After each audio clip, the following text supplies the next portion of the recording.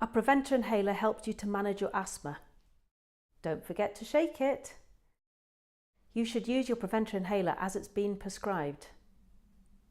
Breathe out, press and take a breath in, hold it in and count to 1, 2, 3, 4, 5, 6, 7, 8, 9, 10.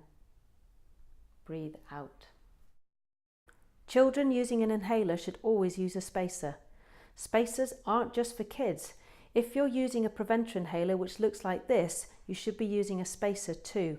You can get one at your GP practice.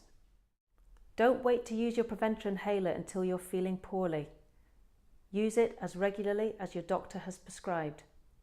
If you need help with using it, ask your asthma nurse or pharmacist for help. You can find out more by visiting asthma.org.uk.